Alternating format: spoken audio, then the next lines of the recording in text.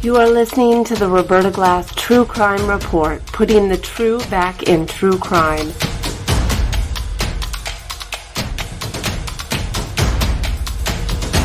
From New York City, Roberta Glass is now on the record.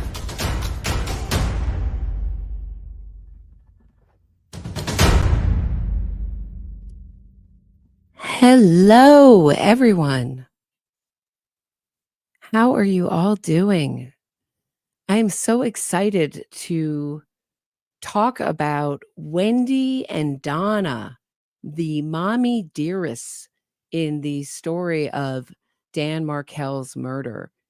And this week, we saw Donna with an emergency motion from the jail. She's very unhappy. But before we look at that, I wanted to talk about some of the things that are similar between mother and daughter. They both have a sense of entitlement. They both present a false self to the public, in my opinion. They have a need to win and compete. They're very competitive people. A need for perfection. They also are two people who are very comfortable using people to their own ends. That's my view. And what we saw in this filing was so much represented to me about not only the state of mind that Donna's been living in for the past almost decade, since before Dan's murder and after Dan Markel's murder, which is an increasingly more narrow world of paranoia and secrecy. And that has been ripped from her, as well as all sense of control.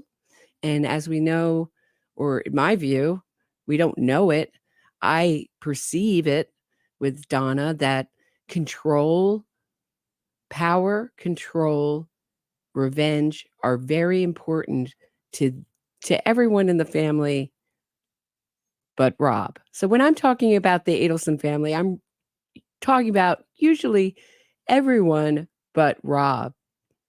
So he, as we know, he's the black sheep. He's removed himself from the family. And I just found this filing absolutely fascinating. And I wanted to take a look at it. But before I do, I wanted to check in with your comments, which are always so interesting. I don't know if I've ever covered a case with such interesting and provocative comments.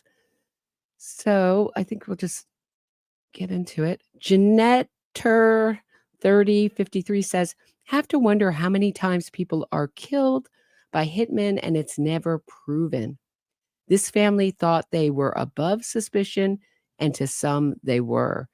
And MKV 118 answers back, I've been thinking about that too. People dying of, quote, natural causes, unquote, out of nowhere.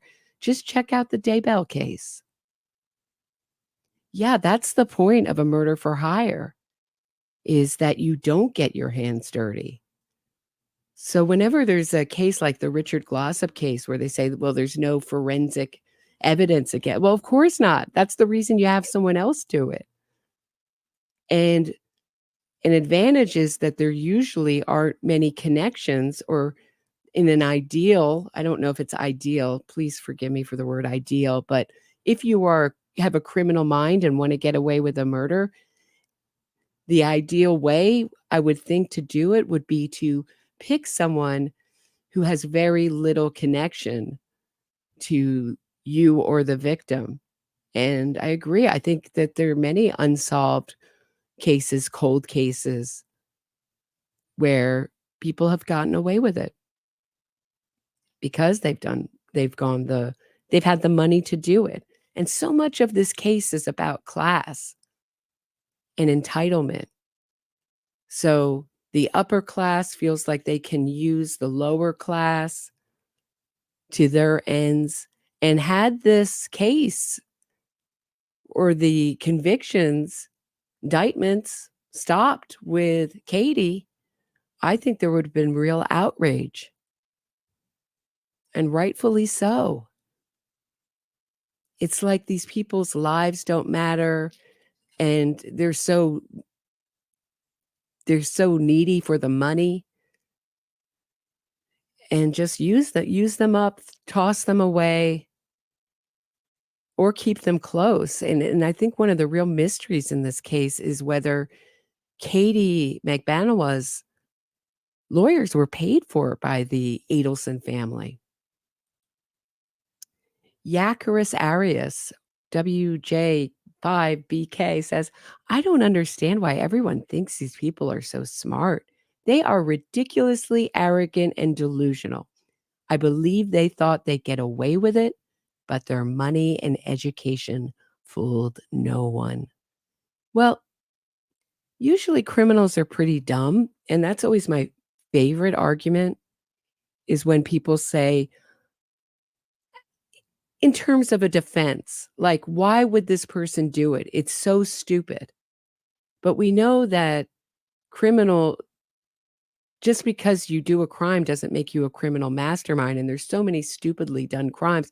For example, there's not a lot of logic in murders. Like, you could say, why did OJ go out and kill his wife right before he knew a car was coming to pick him up to take him to Chicago? Why would he do that when he knows that the pressure's on and people are looking at him? Because he can't help himself. That's why. So I think these are average. I think the Adelsons are smarter than the average criminal that we usually see in a murder case. They certainly went to great lengths to conceal their crime. Does it make, I don't think, and yes, I agree with you. They're ridiculously arrogant and delusional. But that's different than intelligence, I would argue. Faesen says, Denise Williams. So I was commenting that I don't know a lot about the Denise Williams case. And of course, there is Morgan Honeycutt. We now know her name thanks to one of my listeners who luckily knew it. So this is the woman who has a really kind of mean face, curly haired, kind of pit bullish face. That's Donna's advocate. So Donna is also a victim, I guess, seen as a victim, and can bring a advocate with her to court, I assume. I think that's her role. And she also did the same thing for Denise Williams. There's also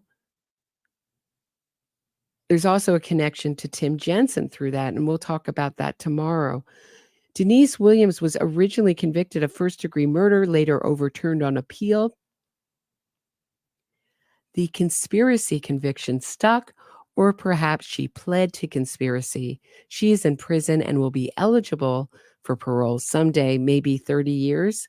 Her second sentencing, she threw herself at the mercy of the court and begged for mercy.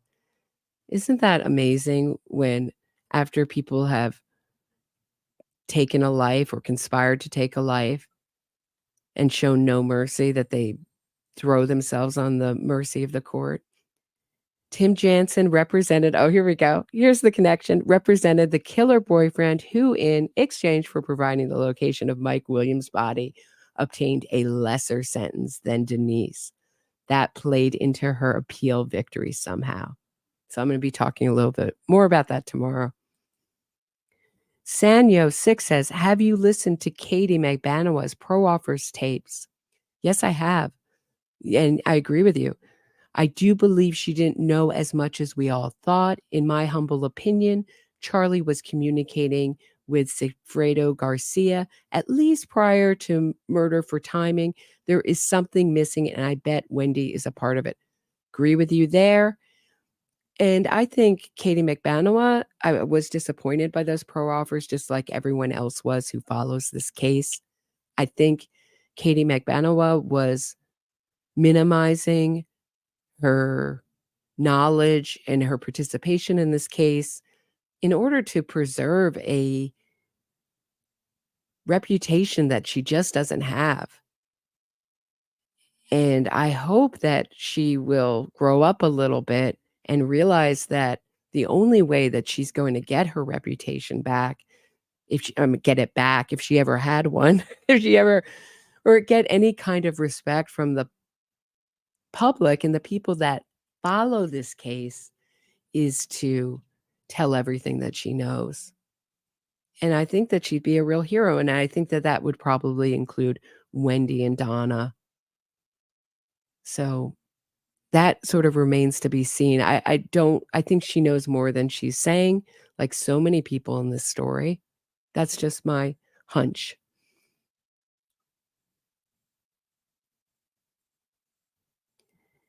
Okay, I'm going to take a quickie break. When I come back from the break, we are going to look at Donna's emergency motion from jail.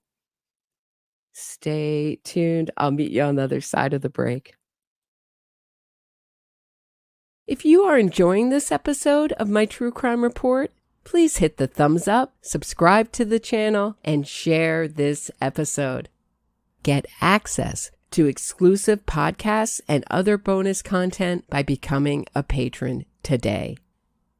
If you have a question or comment for me, shoot me a super chat and I'll do my best to answer it and read it on air. Thanks so much. Now back to the show.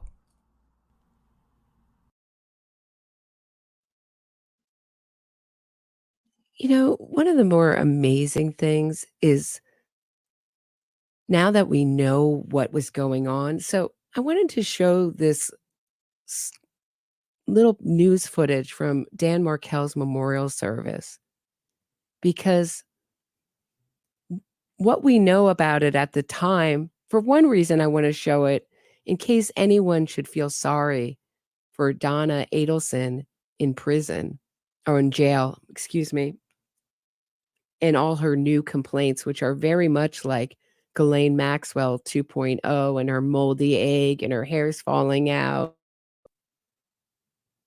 But we know that she went to this memorial service and that Craig Islom, the detective, was sitting waiting for her and said, "I'd like to talk to you."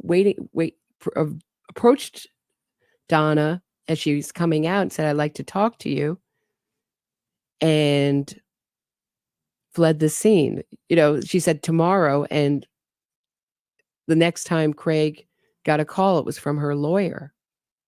So let's take a look at this together, and it's interesting in retrospect. Peter was at today's memorial and shows us how the community is remembering Markel. He is truly a man of wisdom, a loyal friend who could hear and listen to heartstrings, a seeker of justice and truth, a person who had seen value in human life. Friends and family gathered at Congregation Chomri Torah today to remember FSU law professor Dan Markel. This is probably the strangest, saddest, most surreal experience I've had in my life. I don't think I could ever imagine this scenario. Dan Markel primarily taught criminal law at Florida State Law School, although members of both the law and Tallahassee community feel that he left a significant mark behind. He's going to be greatly missed. You know, he left an indelible mark. I think that's important. And it's good to see how that indelible mark, how vast it extends. Many that knew Markel say he will live on through the people and community members that he's touched. This brings us back to the word vivacious. A rare sense of that word. A word that means tenacity, somebody who will live on, who will outlive, who will not be extinguished. Reporting from Tallahassee, Florida, Brittany Kleinpeter, WTXL, ABC 27.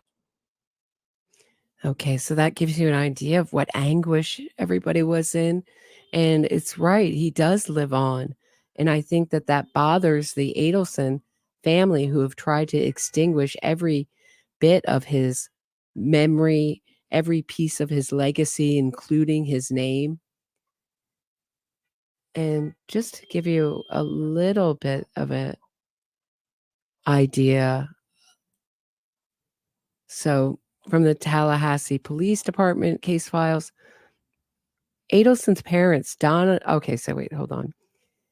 So basically it starts out with talking about interviews with other associates of Markel and Adelson, as well as persons knowledgeable in the divorce rulings, indicated Wendi Adelson attempted to relocate with the children to South Florida.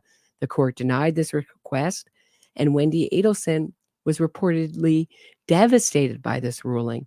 Other statements made by associates indicate Adelson was not happy in Tallahassee and wanted to move back to where her parents live in Coral Springs, Florida. During the investigation, it was also learned Adelson was the sole recipient of a large life insurance policy for Daniel Markel. Adelson is the person who has the most to gain. For those in the back, Adelson is the person, Wendi Adelson is the person who has the most to gain. Okay, you guys get that? By the death of Daniel Markel, she would retain sole custody of the children, and she would receive the benefit of the large life insurance policy due to his death. Adelson's parents, Donna and Harvey Adelson, made contact with an investigator at Markel's memorial service on Sunday, July 20th, 2014 in Tallahassee. They agreed to contact the lead investigator before returning to their home for the purpose of an interview. The following day, Wendi Adelson's attorney informed the lead investigator that Adelson left town with her children and parents en route to Coral Springs, Florida. The attorney could not provide a date for Adelson's return to Tallahassee, and Donna and Harvey Adelson left town before speaking with TPD investigators. They did not notify the investigators prior to their departure.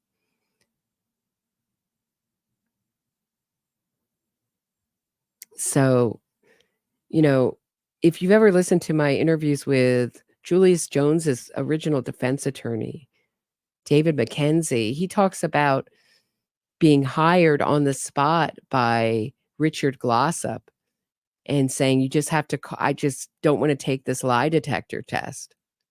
And so David McKenzie phones up and says, I have my client right here, Richard Glossop. He's not going to take the lie detector test. Hangs up and he asks, for his fee. Richard Glossop says, I don't have it. And right outside McKenzie's door, he gets arrested with a pile of cash on him. So lawyers are often used that way as a kind of buffer. It looks bad to not talk to the police, so you're not going to do it. So you're just going to have your lawyer do it for you.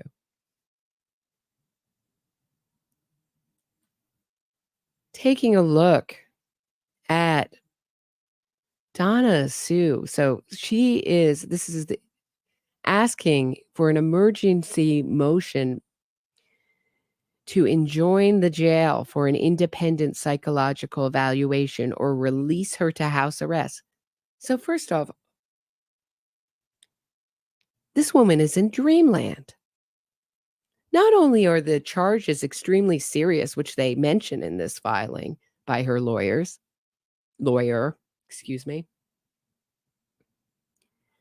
but does she not remember that she was picked up at the airport fleeing to Vietnam via Dubai, a one-way ticket? And you can't argue that she didn't intend to go on the airplane because she was arrested in the jetaway. Thank you for everyone who who gave me that word. Couldn't think of it. It was like tunnel thing that attaches the airplane to the airport. When you're arrested attempting to flee the country, that's game over. There is no house arrest for you, Donna. It's over. You will get your psychological evaluation. You can see at the end of this, Georgia Kappelman is like, fine, if you want this psychological evaluation, my concern is that she not get a bond and and be waiting for this trial out in the real world, walking the streets, because she's proved she can't be trusted. Doesn't matter if she hands over her passport. And I've been to 2 bail hearings that have been like this. Maxwell's, where she was found living under an assumed name with a tinfoil covered phone. I went to her bail hearing, denied. And Keith Ranieri's, where he's caught in Mexico, arrested in Mexico. They found him hiding in the closet. He hid behind the women. It was so hilarious. Mr. Macho. So it starts out saying, I thought it was just really interesting. Starts out saying, Donna Sue Adelson, pursuant to the United States Constitution, hereby moves the court to enjoin the Leon County Jail from subjecting her to her current conditions of confinement and direct the Leon County Jail to place Donna in a unit where she can prepare for trial and speak to her family, or conduct an independent psychological evaluation in order to be placed in a different unit where she can properly prepare for a trial and speak to her family. Alternatively, she reports to be released. Requests, to be released on house arrest and coupled with standard conditions of pretrial release. But there's nothing standard. See, this is such a great example of how defense works for these monsters, in my opinion, is that they cut out the part of how she was arrested, what the circumstances were, that she held on, she didn't want to hand over her phone, that she was caught fleeing. And it just starts out, like, it just leaves all that out and starts us in the middle of the story. And in support thereof, states as follows. So Donna Adelson, a 73-year-old grandmother, was arrested in Miami, Florida on November 13th, 2023. Doesn't it feel like yesterday? I can't believe that was last month. It really, to me, my mind feels like yesterday. After her son, Charles Adelson, was convicted of murdering Dan Markell in an alleged murder for hire plot. So she was arrested. Yes, it's true. That's sequential, but you're leaving out a big chunk of it. How about Donna Adelson forced law enforcement's hand and the state's attorney's office hands and enforced them to arrest her early because she was fleeing the country? The evidence against Donna is circumstantial at best. Well, circumstantial evidence is great evidence. DNA is circumstantial evidence. It's very easy to debunk one piece of evidence and very hard to debunk or dispute 13 pieces or 14 pieces of really interconnected smaller pieces of evidence that all connect together and all make sense. While Donna has been charged with a crime, there is a presumption of innocence in this country. Yeah, but there's also, so they're making this all about the presumption of innocence. And some of why you get a bail in these kind of cases is due to that. But generally, what I've heard in Florida is that they rarely give bail in these kinds of cases. I don't know. I don't even know how you could evaluate all of it, all of the murder cases and who got bail and who didn't. But the bigger issue is that she was fleeing. I hate to repeat myself one more time. Donna is entitled to a fair trial, has a right to counsel, and has a right against cruel and unusual punishment. To date, all of Donna's rights. Wait. To date, all. So they were like, we're going to go big or go home. We're not going to just pick out a couple rights being violated. We're just going to say all of them. All of them have been violated. Despite the presumption of innocence in place. And tomorrow, I'm going to look at a little bit at the incredible manipulation of the jury in Charlie Adelson's trial with his jury specialist. It's amazing. Thank you, Craig, my mod, for fixing the sound. It's on his channel if you want an early look at it. Arrest and time in Miami-Dade County on November 13th, and she was arrested and transported.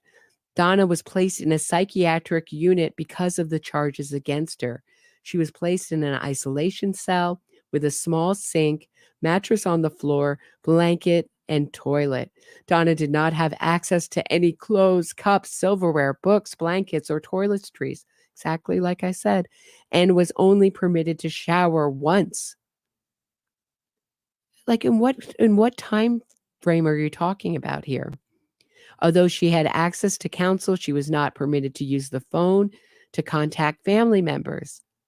Following 2 psychiatric evaluations, Donna was cleared within 96 hours of her arrest and placed in general population, where she was able to contact her family and attorney. So they're saying that's how she knew about it, right? She was off of this hold within 96 hours. So what's the problem? Donna's mental state has not changed since the determination by the psychiatrist at TJK Miami. So that would mean, to my mind, that she's still in general pop, no?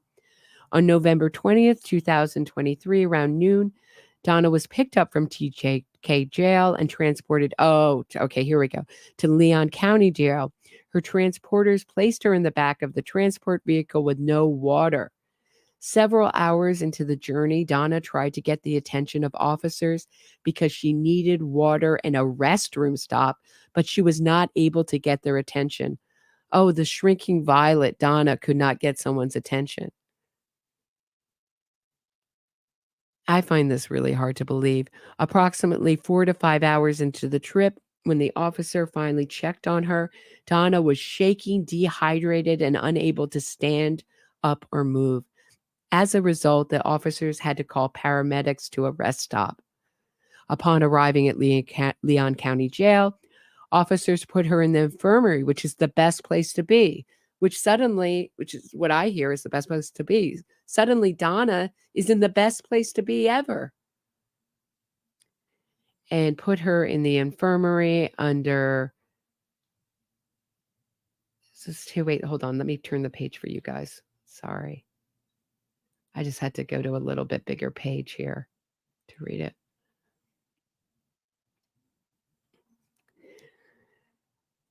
Okay. Oh, this is when it gets really good, okay?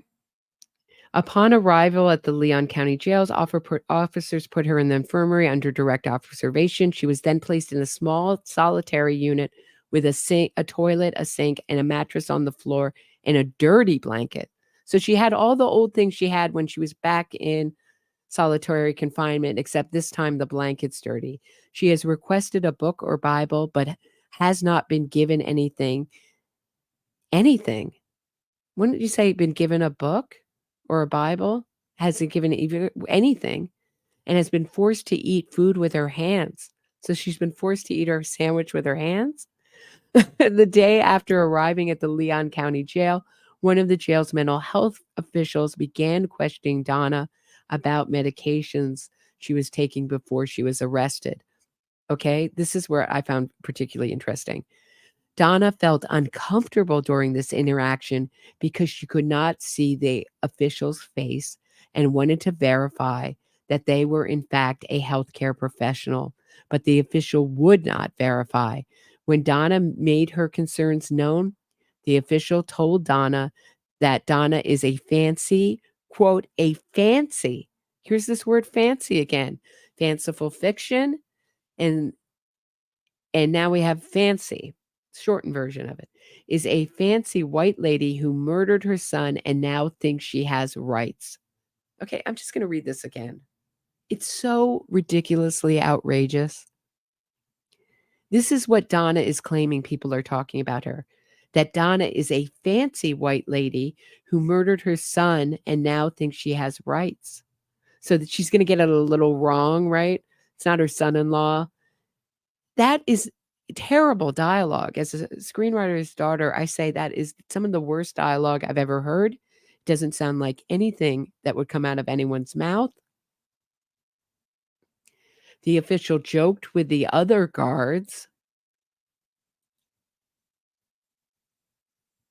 Hold on one sec. About this outside of Donna's door, the official then said that Donna will, quote, learn that fancy white lady murderers have no rights here, unquote. Can you imagine? Yeah, that they like to brag about the rights they're denying people. So I think if they were going to be clean about Donna, they'd say she's a rich, entitled lady or whatever the language they'd use. But they would not say fancy white lady. So now it's her race and her class she's now a victim of. And told Donna, do you see where you are? And do you see where I am? I'm out here because I'm not a murderer. This is awful dialogue. Terrible, unbelievable, ridiculous. And I find it quite amusing that that a lawyer would actually present this to the court. Since that interaction, some of the jail staff, although I do think she'll probably will get her evaluation, and this is what a lawyer can do for you. They can get you a little nicer conditions in prison or jail, excuse me. But as for bail, forget it. No, the great bring Johnny Cochran back from the grave. He's not going to be able to do it. It's just, forget it. It's no. Some of the jail staff have treated Donna with cruelty. Well, okay. Well, how about the ones that are nice to her? She's sometimes denied her blood pressure medication, and she has been prevented from showering for days at a time. Prevented? Who's preventing her and how? They just don't pick her up to shower or what? Or is that just the rule when you're on suicide? Oh, excuse me. Whatever watch, life-ending watch, excuse me. In the 15 days that Donna has been at Leon County Jail, she has only been permitted to call her husband once on November 28th, 2023, for approximately 5 minutes while guards stood watch. It was only with the help and intervention of the state that this call took place. So here's my issue. This is a problem in her story because all of her complaints have to do with Leon County Jail.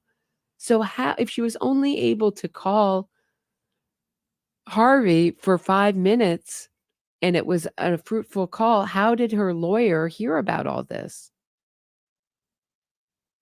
That's a fatal flaw in your story, Donna. At one point, a psychiatrist working at the jail told Donna that she does not belong in the solitary unit, and another jail official also told Donna the same thing. So what I thought was so interesting about her talking about the behavioral health person, that she couldn't see her face, that she didn't know who she was, that she didn't announce herself. Here is Donna, who has been living a life after the bump of who never knowing if people are who they say they are, if people are listening, if something's going to be used against her, and all that kind of paranoia you can kind of feel in this filing. As a result of these cruel and inhumane conditions, Donna is becoming weaker and weaker every day. And because she does not have phone access, it has been impossible for her to contact her counsel or take part in her defense.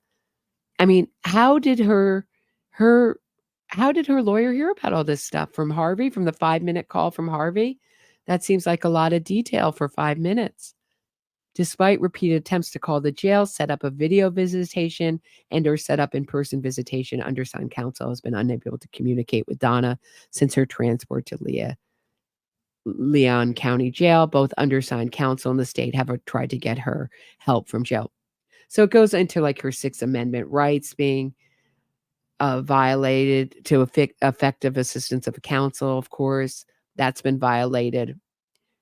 It's crucial that Donna participate in her defense, that Donna's detention conditions are unconstitutionally punitive. Where have we heard that before? Remember Wendi said she doesn't think the Markell Act is constitutional. And the Supreme Court has, so basically they're saying, here some jail officials are intentionally punishing Donna, even though she has not been convicted of any crime, in violation of her Fifth. I mean, just a bunch of nonsense. This is going to get tossed out on its, but I think she will get her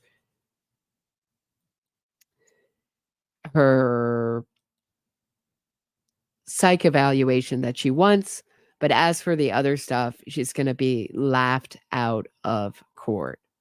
It is ridiculous. But that is what money and a good lawyer can get you. I think they might put her in, maybe keep her in the infirmary, maybe just due to her age. And if she keeps play acting, but my audience called it. So when she was doing this bizarre behavior of singing and taking off her clothes, she was angling for some kind of special care, right? These are entitled people. They want special care. I don't need to, I don't belong in general pop. I just want to be with like my own special nurse to take care of me because I haven't been convicted yet. You can't see me as anything but innocent.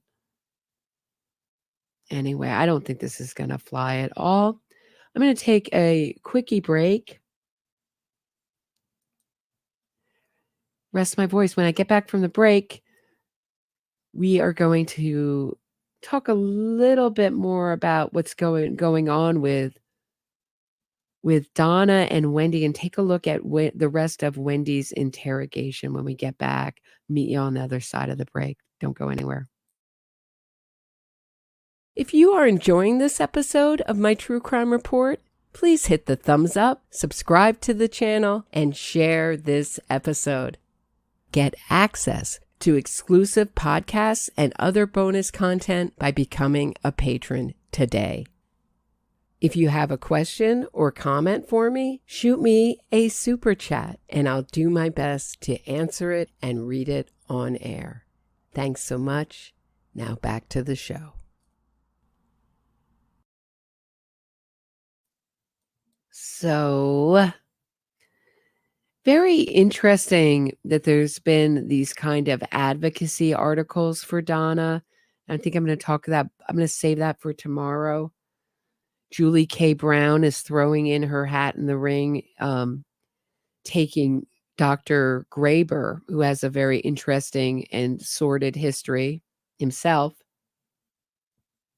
taking his op-ed piece as if it were fact and writing a kind of advocacy piece for Donna. I called her out on Twitter and she answers, and I will talk about that a little bit, I think, tomorrow. But in the meantime, let's look at Wendi and her manipulation. So this is very much what we saw in that filing, is very much in line with what we've seen before from Donna and Wendi, which is, I'm the victim. Everyone's mean to me. My behavior is only a means of coping, and I deserve special treatment. And if you don't give it to me, I will pursue it until I get what I want. I mean, I think we're going to be seeing a lot of these filings. And Donna's lawyer is a healthcare advocate who, Maricel Descalzio, and she keeps, so mainly what she deals in is healthcare fraud defense journal. So what do you think the chances are that they had this lawyer on the ready for kind of malpractice cases, fraud cases, should they come up, for the Adelson Institute. That would be my instinct. But you can see that she's celebrating on these blogs that she's getting people off in fraud cases, a win for false claims in action, in the that these people accused of fraud are getting their way, or convicted of fraud, or indicted with fraud, or getting favorable rulings, that kind of stuff. Not your typical defense attorney. And I'm going to be very interested to see if she's going to be one of these kind of defendants like Claire Bronfman in the NXIVM story that will just hop from lawyer to lawyer to lawyer. Or if this woman is going to represent Donna should she go to trial. So she has a hearing next Monday, December 11th. And it'll be very interesting to see how it goes. And if there will be cameras there. I mean, last time, do you guys remember last time we saw, just quickly, last time we saw Donna? This is her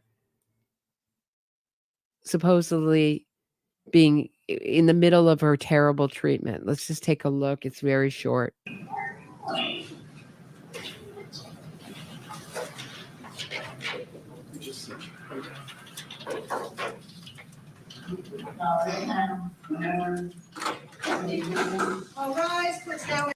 So of course she looks like a woman being tortured. She looks uneasy. She's not in her element, obviously, but does she look like she's extremely unbalanced or being treated terribly or poorly? And if she were, I don't know. I don't know. I think this is maybe pre-Leon. Is this pre-Leon jail? Either way, she looks pretty good. In session, the Honorable Jason Jones presiding.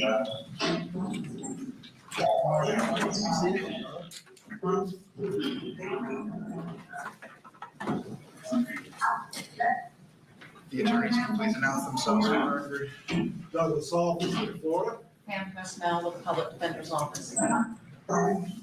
So it looks like we have Miss Donna Adelson in the chair. Good morning, Miss Adelson. This is Judge Jones. You are here at first appearance on case number 2023 CF 3226. You are charged with 1 count of murder, 1 count of conspiracy to commit murder, and 1 count of solicitation to commit murder. I see that we have your attorney with us here on Zoom. Good morning. Good morning, Your Honor. Marisol Descalzo on behalf of Donna Adelson. Mr. Descalzo. So this was an arrest that was done by warrant. PC has already been found. I have reviewed the PC warrant. State, what is your recommendation for bond? I believe this is a grand jury indictment, Judge. The true bill indicating there was a no bond on count 1. The murder in first degree, $25,000 bond set on counts 2 and 3. Obviously, no contact with. So she's already been told this. She's already been told she gets no bond. And she's like, oh, never mind. I'm going to continue on asking for, let me out on house arrest. That's one of the things she wants in this motion. House arrest. House arrest. She's dreaming. But she thinks she deserves it because she has the presumption of innocence. Doesn't cut it. Doesn't cut it, Donna. The victim's family, no contact. I suspect also the co-defendants previously charged with the state or witnesses listed in the probable cause affidavit. Mr. Scalzo? Your Honor, we stipulate to no bond at this time without prejudice and the right to revisit with Judge Everett, which is the judge assigned to the case. All right, so Ms. Adelson, at this time, you're being held with no bond on count 1. Your bond will remain $25,000 on count 2 and $25,000 on count 3. As a condition of your bond, you have no contact with the victim's family, you have no contact with any co-defendants, and no contact with any witnesses that are listed in the probable cause affidavit. Do you understand those conditions? Thank you, Your Honor. That's it for this morning. Thank you. Thank you, Your Honor. So, but she's saying she can't prepare. What that will afford her is lots and lots of time with her lawyer who can bring her in snacks and chat with her and give her human contact and attention. So maybe she will keep on this more minor lawyer who's really not a criminal defense lawyer in the way that we normally, for these kind of charges, just to see her as much as she wants, because she may not be as busy as someone, a busy criminal lawyer, and then switch. I don't know. And that might delay her trial even more. They love to delay this. The defense is what I've seen in these trials. They love to, I don't know what it's about. It's maybe delaying the inevitable. They know that the case is big and the evidence is strong against them and they just can't face it. And they rather live in this kind of, the more time they do in a small jail, or maybe the small, what do you call it, medical unit of a jail, would be better than supermax prison. I think she's still in la la land and still thinks she's going to get out of this, because that was a delusional filing. And let's look at some of the issues on that filing. I was talking to Craig, my moderator, last night, and he made an amazing point. He said, look at the things that she's concerned with in this filing: diet, who you can associate with, privacy, and her access to the phone. And those are all issues that we saw her be concerned with on the outside before she got arrested. And they're all issues to how much power and control she can have over her surroundings, her body, herself, and others. But you get a real feeling of this intense focus on secrecy in that filing, or I did. And I just thought it was a fascinating filing. And I couldn't wait to get on and talk today and talk about it with you guys, because I thought it was so interesting. And I can't wait to hear what happens. I mean, I think I know what's going to happen in her. I mean, I would be very surprised if anything happened, if they said, no, she can't have this evaluation, because Georgia Kappelman isn't opposing it. Like I said before, she's like, go to town, do what you want to do. Have all the fun you want in county jail. I'll see you in court. That's what I heard her say. As long as you're not walking the streets, have all the fun you want. That was the message I got from that little one-liner at the end of that filing. Let's take a look at Wendi, shall we? So where we last left off, I went back a little bit in her interrogation, but it's such a good window into Wendi's mindset and how she manipulates, how she maneuvers. And last we left off, she was with the victim's advocate. So I'm going to start off with that. So there may be a little overlap, but I don't think we're in any rush, are we? To meet you one of these six. I'm usually a lot more fun. I've been trying to kind of. She's usually a lot more fun. She's apologizing because she's not entertaining the victim's advocate and the detective. These are the kind of comments and the kind of behaviors we see from antisocial personalities who really can't imitate fully the emotions that they wish to simulate or emulate. I don't know which is the better word. Find some next of kin information on his parents. Do you want their names? Yes, that'd be helpful. His dad is Phil Markel. And they're in Canada. They're in Canada. They're in Toronto. Toronto. What's the trouble? Okay. His mom's name is Ruth Markel. Are they married still? They just got divorced. They're 70. They just got divorced after like 30 something years of marriage. And when you say they're 70, are they in good health 70? Mhm. Yeah, they're young. They're like 70, but not 70. my dad just turned 70 and they're young 70. Okay. So they wouldn't live together? I don't think they're living together. Truthfully, Danny and I got divorced in the last 2 years, and they separated in the last 2 years. So Okay. I'm fuzzy on the And details. that's okay. And you were going through your thing, and they were probably going through theirs. Yeah, I have that skirt. Do you? It's pretty. I'm sure that I got my hand. So many people do. He has a sister that he's really close with. Is she in Canada too? And what's her name? Her name's Shelly Markel.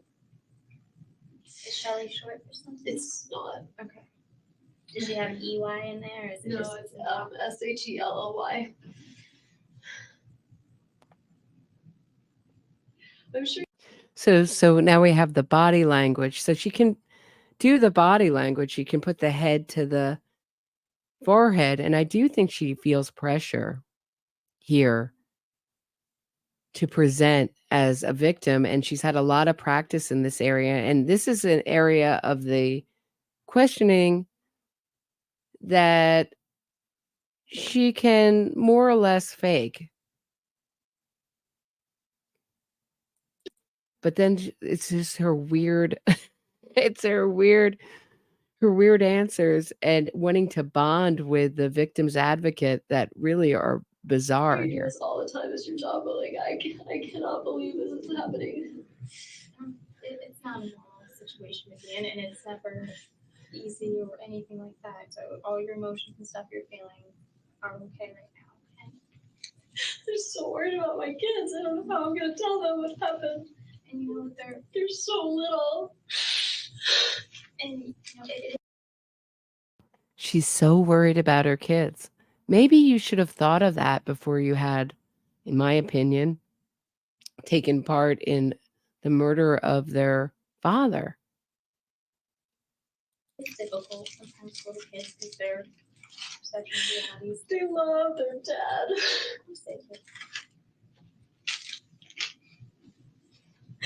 I'm sorry, you can ask me questions. No, you're fine. Talk to me about what you want to talk to me about. It's fine. I'll tell you. Oh my Lord. I mean, this is just too much, isn't it? She's now she's going to use her little prop, her little tissue prop to sell her story. Matt Schneider, thank you so much for the super chat. Hi, Roberta. I really enjoy your show. Who would you rather be stuck with at a dinner table? The whole Adelson family or Jason Baldwin of the West Memphis 3? I would take the Adelsons because I think at the very least it would be fascinating. I think, sorry to say, that they're very scary. I find them very scary, creepy people with no soul, but to watch them interact and the whole family dynamic, I wouldn't ask to do it, but had I been forced to do it, I think I would choose the Adelson family. I mean, both, and there's a real connection there in that Jason Baldwin definitely fooled me for years and years and years. I thought the West Memphis 3 were innocent until I read the case files and court transcripts. I was fooled by all the movies. So yeah, he has the same kind of false public persona, and the mask slips often, just like with the Adelson family. So yeah, it is. Yeah, I think I would definitely choose the Adelson family. At least I would have a little bit more interesting story. They're also a little smarter. What you No, you're good though. I want to be here for you too. My consideration. I just like I can't believe this is happening. What's with the laughing? Isn't that weird? She's like smiling and shaking her head. I can't believe this is happening. She's like, I can't believe this is happening. I'm so overjoyed. I finally get to move to Miami and my law license might not be sanctioned. What is up with this bizarro script writing? But I have to say, Donna's is by far the most outrageous script writing I've ever heard in that filing. This is a fancy white lady and we're going to deny her of her rights. Are you kidding me? Are you kidding me? I don't understand and I'm very scared because if this can happen, like what if someone's gonna come after the kids? Like who did this and why would they do this? And from what they're mentioning, they haven't had any indications of that. Do you think someone can watch the house where I'm gonna be with the kids tonight to make sure that nobody comes after us? We'll discuss kind of that type of stuff. I'm gonna make sure that they know all your concerns and fears. Okay. I just take stuff one step at a time right now. I know it's hard. I don't know how I'm gonna tell them. I can tell you this. I think it's gonna be best coming from you. You're their mother. You seem very educated and put together. And it sounds like you've gone through a lot in the past. Listen to that laugh. You seem very educated and together. Oh, thanks. Thanks. My ex-husband, the father of my children, was just brutally murdered, but thanks for the compliment. Let me get the tissue and cover my eyes again. Unreal. 2 years. But the kids have been doing so well with everything. They're really happy, well-adjusted kids. They have so many people in their life that you all are love doing them. the right thing. And I get why I would be a suspect, but the idea that we were divorced, but the idea that I would ever do anything is I understand why they need to check, but I don't know who would though. I don't know who would do this. I can see why they would think it would be me. I can see why it would be me, but I don't know. Okay. So she just said, I don't know why they would think I would do this. And then she just said, wait, did I just hear what I just thought I heard? Let me just go back 5 seconds. Did I just hear it? She's basically saying I would never do this. And this is the kind of defense I find incredibly not compelling, not convincing, which is the I'm too good a person to do this crime defense. And you hear it a lot in true crime cases. They'll say, like, for example, the staircase, Kathleen Peterson's murderer, Michael Peterson, will say, say she was the love of my life and I carry her name in my heart and making himself the victim just the same way. I would never do this. We had the perfect marriage. That was actually his defense. We had the perfect marriage. It's I understand why they need to check, but I don't know who would though. I don't know who would do this. I can see why they would think it would be me. Well, I mean, that shoulder shrug is so exaggerated with the palms up. It's so cartoonish and weird. So she's saying, I don't understand. I understand why they have to look, but I don't understand who would do this. But they have to know that I would never do this. But how would they know, Wendi? They don't know you. They don't know all your fake public persona. They just are getting introduced to it now. I don't think, and did Investigator Eisen talk to you at all about what your role is in this? Yeah, I'm trying to figure out. And a lot of times they do stuff just to kind of cancel you out too. It's fine. I understand. Okay. I understand. I just can't believe this is happening. So I do best with being helpful, so why don't you tell me what I can do to help you? Well, give me the parents' The best that I can. What can I do? So please, I've run out of script writing. Please, just why don't we throw the ball back in your court and I'll answer your questions and help me get out of here, because I don't know how much longer I can put up with this act. Apparently, she put on this act for many, many more hours. names. I know you probably, if you have any of their phone numbers. I know you don't right now, probably from memory either. It's in my phone. I don't remember them. So we'll wait for. They lived in Toronto, and I didn't have a really close relationship with them before the divorce. Okay. And after the divorce, it's been, I've sent his sister like happy birthday messages, but it hasn't. It's not close. So I don't. Right, you didn't have a reason to really have communication with them, and that's okay. Okay, so other than their names. Right, that's probably all you really. No, I'm asking like. What So just this nice little detail there, Wendi. I'm just the kind of thoughtful person who sends the ex-husband, the sister of my ex-husband, who's giving me all sorts of grief and is trying to get a motion to let my mother only have supervised visits with my children. I'm the kind of nice person who remembers her birthday. Let's see. You can, worry about you and your boys. Start thinking who would be someone that you want here for you that's here in Tallahassee now. What do you mean here for me? Like for what? For support for you. Because you're going to have to go. That's great. For what? Here for me for what? There's another one of those slips. Like she can't imagine how another person would bring her comfort. They're only there to use and manipulate and discard. So that's who she's thinking. Who would be useful to me now? Who's not going to observe my behavior too closely? Who's going to see me as a victim? And who's going to support my story best with the police? And I'm sure she's already thought this through.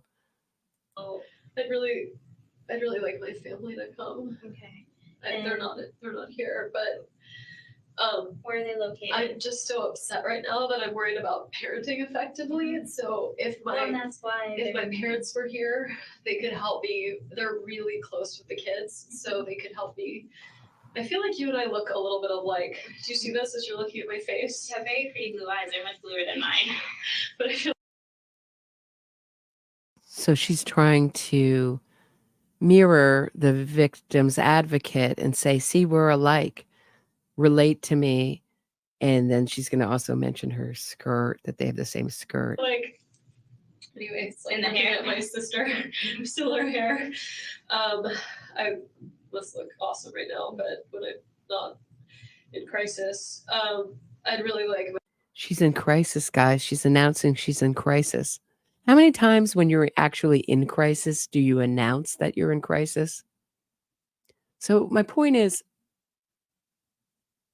when you're actually in crisis, you're in a kind of fight or flight mode, in a fog, and that's what she's trying to replicate, emulate, simulate, all those 8 words here. And it's not really, maybe it's not going over the way she likes. So now she's just going to announce that she's in crisis, and that any kind of anomaly or weird thing that she might say, like, we look like sisters. We're like sisters. We're so close. We had the same skirt. We're like sisters, girlfriend. What? My ex-husband was just father of my children, just brutally murdered. But what? Girlfriend, we look alike. Same blue eyes, same face. I must look awesome now. I mean, I know I don't look really good, so it's not like a really good time to, compare faces. So she knows that she's messing up here a little bit. It's not landing the way she wants. And so she's just going to say, I don't know what I'm saying. I'm crazy. It's like someone who hits on you. Like, that scene in Boogie Nights with Philip Seymour Hoffman? where he's like, I'm just crazy. I'm just drunk. I'm just out of my mind. This is like the Wendi version. I'm just in crisis, guys.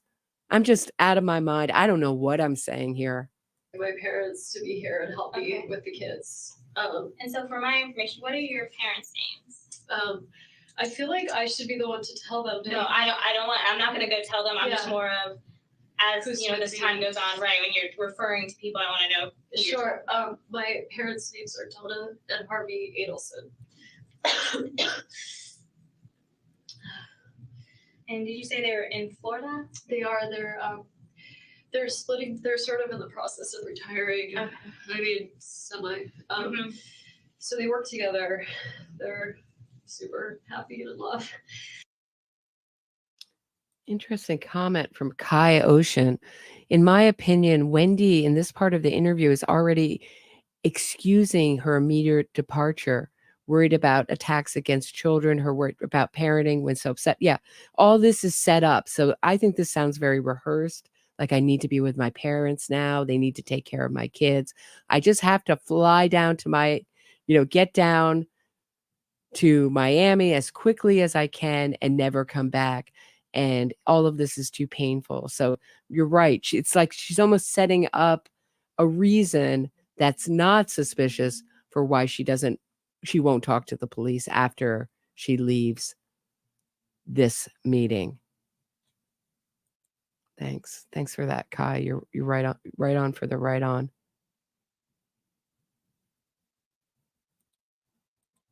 Um, 40 plus years in, so they live in Coral Springs for part of the week and then in Miami for part of the week. So today is Friday and they're in Miami. Okay, so is Miami like their weekend home like for them? Or? My brother Charlie got this place for them to sort of have them try living in Miami. So sometimes on the weekends they all hang out together. So they'll be there. Am I remembering right that she help me audience here? Am I remembering correctly that this is right around the time that she said she put off a discussion with Dan over the kids because she had lost her voice? And I thought I just heard the victim's advocate say, so you can save your voice. So was that also sort of set up? So she said, like, look, I've lost my voice, guys. Sorry, please, I've lost my voice. I can't talk anymore. I got to run down to Miami because I have no voice. So I can't really engage in this discussion very long. Is that what she's doing here? Let me know if I think that is the right timing. I think that she had put off a conversation with Dan earlier in the week. So maybe that was something that she thought she could use and it didn't really land the way, and they were like, no thanks, you're gonna have to stay here and talk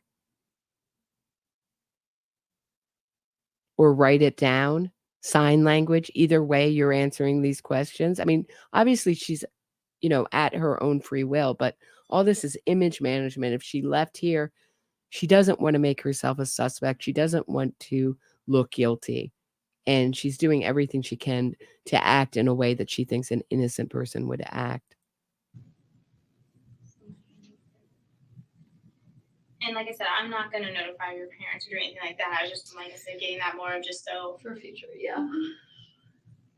And do you have anyone in Tallahassee that you consider your go-to person here? I have a lot of, I'm not saying this to be bragging. I have like a number of people that You have a good network. I do. The person who feels most like family is my friend, Lynn. Lynn? Okay. She's just a bit older than me and I'm very Interesting. So she says Lynn feels like family. The victim's advocate feels like family, feels like her sister, and she wants her family around her. So she's just a family kind of gal. So she sees, I mean, you could make an argument that she's trying to make everyone on Team Wendi, right? Everybody's part of the family, including the victim's advocate. And those are the kind of, her friends, her family, victim's advocates, her family, and they know her so well. They know she would never do anything like this, and they can support her through this crisis, quote unquote. very close to their family. She's 4 kids, and I'm kind of like an aunt to the twin girls. I'd really love for Lynn to be around. Okay. What's Lynn's last name? Grossman. SSMAN? Yeah. She's here locally. She is, yeah. She lives right down, really close to me. What are your two boys' names? I know. My older son is turning 5 on the 29th. His name's Benjamin. I just, it's about 4, so I know we're gonna need to start making arrangements as far as if you want somebody to pick your kids up and take them home, that type of thing. So Sarah can, if you wanna figure that out, just because I think he said that they had to be picked up by about 5 or so. Yeah. Okay. Thank you. So something to just think about what we want to get on. What should we do about that? This is Wendi in extremely good obsequious mode. Thank you. Oh, yes. You know, it's very important that everyone like her in this. And she's campaigning hard for herself. What do you think would be, do you have any, because you probably have, they're younger, right? So probably They're 3.5 and 5. So they probably started They're in on car boosters. seats. Okay. They're in car seats. I am in shock right now, so Another one. She's in shock. She's in crisis and in shock. I think you could acknowledge that you were in shock, but crisis is something a little different. I think you could argue, but every time I've been in shock, I've been so shut down that I don't think I could even dig in deep to check in with myself to announce to everyone I'm in shock. So she's telling everyone how she's feeling. That should be obvious that this is a shocking turn of events, that this is an upsetting turn of events. Whether she was in good relations or not doesn't mean that she has to boo-hoo all over the place. It's just a kind of odd Twilight Zone fog you walk into in these kind of situations. At least for me, I don't know how Wendi experiences them. It's a little different for her. I don't think, my perception of Wendi is that she's an sociopath, psychopath, antisocial personality, whatever you want to use for her. And I think that she tries to manufacture these kind of emotions. I could probably be functional to like. Thank you to a bunch of people in the chat saying, yes, this was around the time where she said she lost her voice. So, right. So I think that was used as a way that she hoped she could get her out of the police station quickly. Drive a car. Well, I can help with kind of that type of stuff. Do you have a friend do you want? I mean, I would, if Lynn is here, I don't know if she's in town. It's Friday? Yes. I don't know if she's in town this weekend. If she is, I would love for her to be with Lynn me. would be your person? Okay. Yeah. And then if Lynn's not, do you have a kind of backup person you would think? I do. I have a lot of friends who have kids, so they have their own responsibilities. My friend Jane, who actually I think used to be a victim advocate. Okay. Jane would be a really good choice. Jane McPherson. See, I have a friend who just does just what you do, sister buddy, sister. And I might be able to get these numbers, but she doesn't have kids. It's all on my phone. I know it's okay. And I know I don't have anything memorized either. So.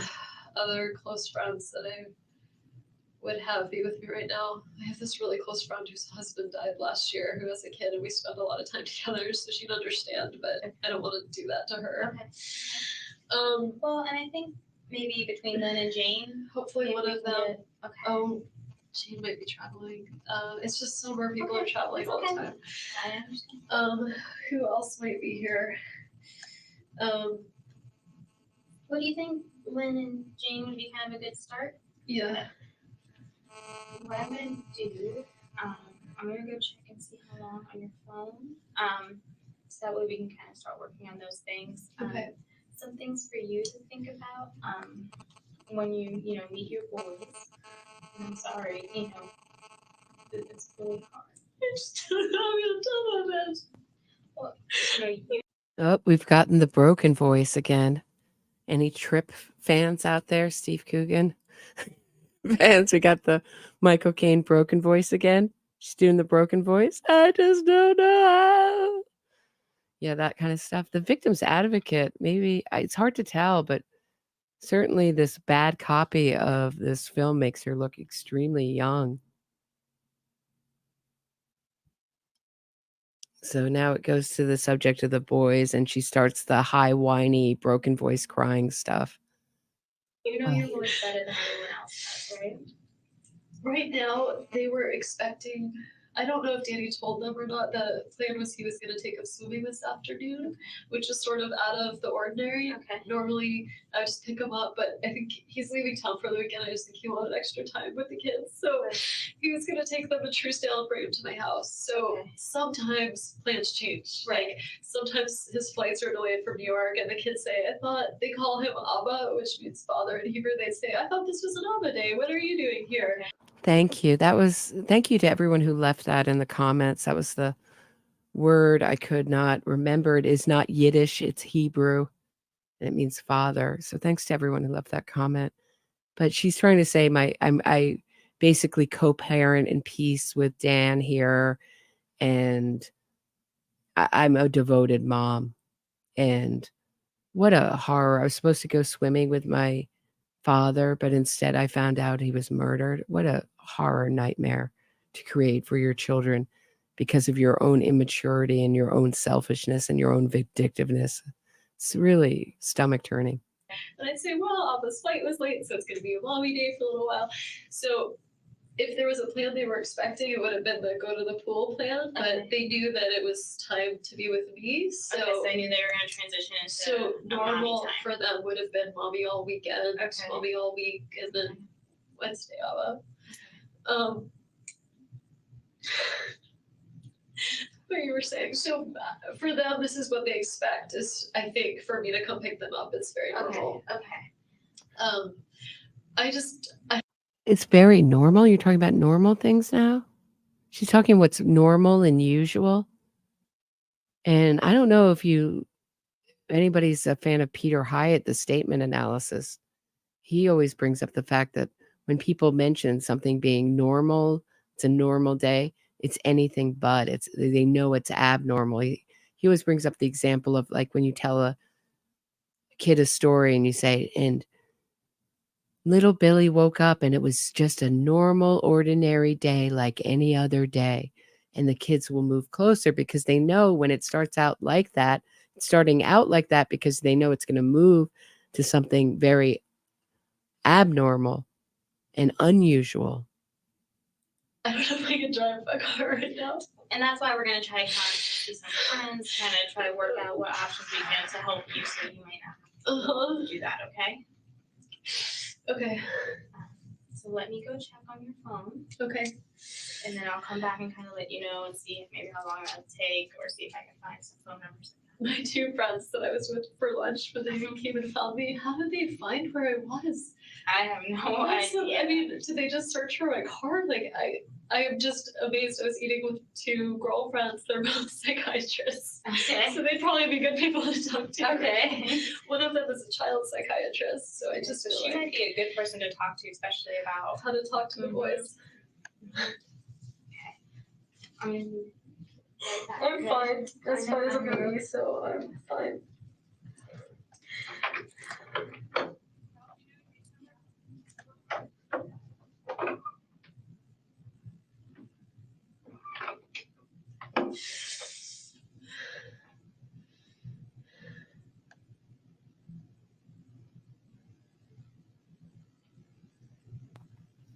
Very much like a kid's pose, right? With the hands over the face.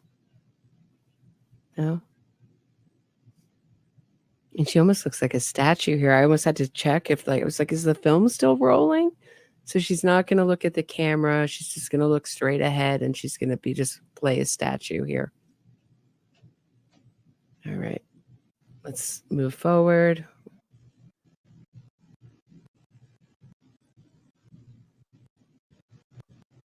Oh, we get lots of posing. You And the know door opens. where Lynn or Jean work, because we're gonna try to find some phone numbers for them, or maybe some work numbers. If they work at. So Jane is a PhD student. She's working from home. Okay. Lynn works, I'm kind of forgetting what the name of the place is that she works.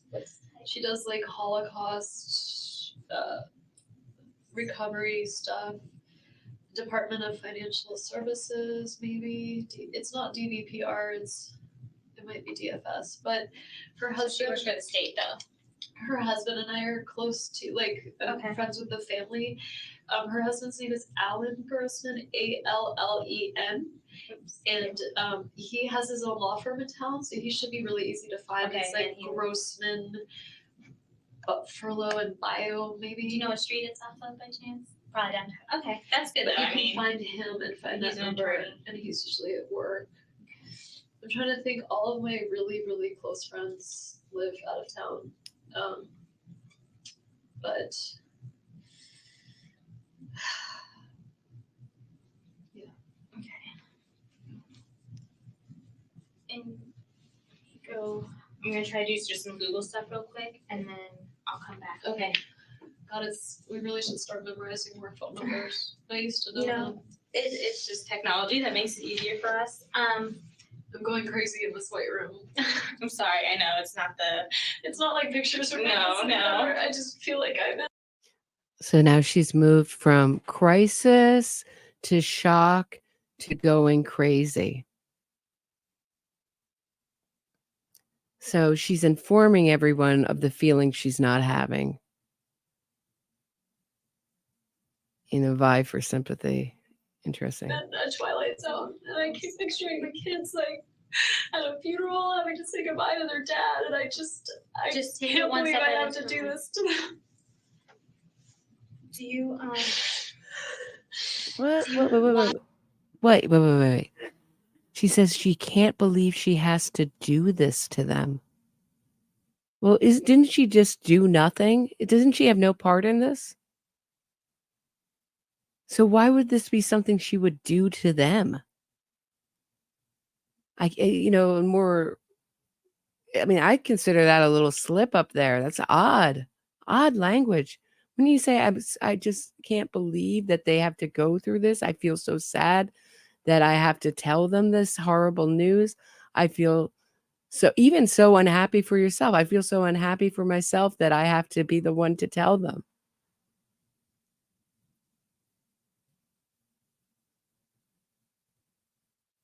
But what is she doing to them? I mean, she's basically just let it slip that this was something that she did. when I find their numbers, is it okay if I call your friends? Yeah, Okay, it's you want fine. me, and I can go and tell them I that could you. really use some help Okay. taking care of the boys tonight. Of course. I'm trying to think of who else I would call. My closest friend in town is on vacation right now with her family.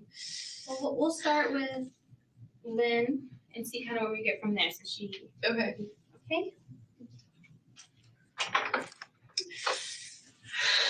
She does get the red face, and I guess it's all the rubbing that she's doing of her face. She can really do that well, and I think it's also that her blood pressure is probably very raised. She is using some of her real nervousness of being a suspect. I think there's a great comment left in the community tab about how did Wendi think she was a suspect before she even really knew what happened?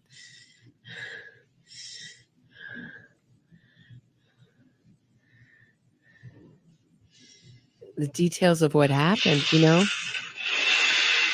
Oh, we get a little nose blowing a thon here. All right. Hold on, guys. I just don't want to bring them. I was going to say I don't want to traumatize them, but they're about to get plenty traumatized. And they can.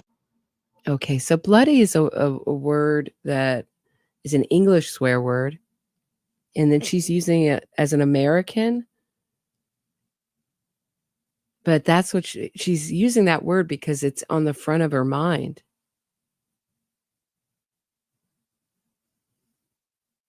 And I guess she's enjoying imagining all the blood. can take them home. Right. I just don't know what would be less upsetting for the boys. That's up to you. What I would most like. Or we can make arrangements with the school and just say, look, it's going to be a little late. You need to work with us, and mom and a friend will come. I think they do keep it open till like 5:30 or Okay. so. So what I would most like would be to pick them up myself and have someone with me in case I don't feel like I can drive well. That's fine. And Lynn would be your first option Lynn to would come be here. my first choice, or Alan, her husband. I'd ideally like a chauffeur to take me right to Miami, right to my parents' house and never return again. Can we arrange that? Okay. And you're okay with me speaking with them and telling them to come here? Yeah. First, and my car is. We have the cars here. Oh, they got it here. I think they were bringing it here, and I think. Did they take my keys? I don't How did know. they get the car here? I don't know. I guess you guys. Well, I may be wrong. I thought, and investigator Isom, it may still be at the other place, was going to touch base. Oh, okay. I may be wrong, was going to touch base with you about, because I know he's done a bunch of different stuff as far as doing your hands and all that stuff, to see if you'd be willing to let us look in your car to see if there's anything, you know. Okay. Search the car. And so he'll have another form for you That's to do. fine. Okay. I'm wide open. It's a murder for hire. I didn't get my hands dirty. Look at whatever you want. I've prepared for this for quite some time. So I will call them, and the question is, I will not tell them what's going on until they get here. I would tell them. Okay. I just didn't know them driving. Are they good friends with him as well? They've been mutual friends, but they're more my friends. Okay. I think everyone's gonna be devastated. Sure. And maybe I'll just say that you're up here, you're fine, but they need to come pick you up, and then we can do that here, you know? I think you can tell them Wendi needs help picking up the boys because of what's happened. I think you can tell them why I need them. That's fine. And that's fine. She said she's fine with the van, search of the van and stuff when, you know, because we were talking about that. All right, I will take care of this, Wendy. Thank you. I don't know who that is. Is she another? She's my sergeant with us. Okay. That was very gendered of me. Sorry. Those what? No, you're okay. She's a No. victim advocate because she's a woman. No. You're welcome. I'll fill out whatever paperwork you want. Right here. Search the van. Oh, Wendi, you're so gender. What is gender? You mean you assumed by her biological sex that she was a victim's advocate, and that was very sexist of you? See, she's managing everything, apologizing all over the place. It's really important that these people like her so she can get out and go do what she wants to do. It's just that, in my view, the typical way that these people manipulate and use people. I can read it. Okay. Yeah.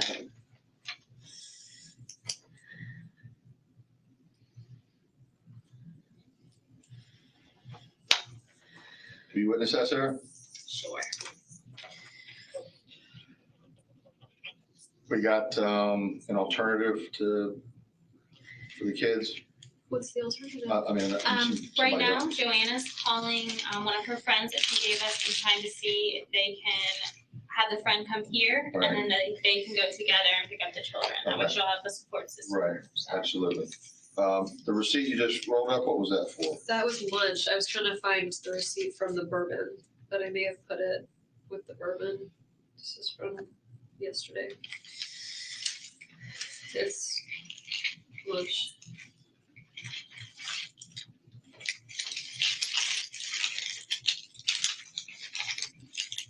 But these are old ones. She's got all her alibis laid out, right? She's got all her receipts ready except the bourbon.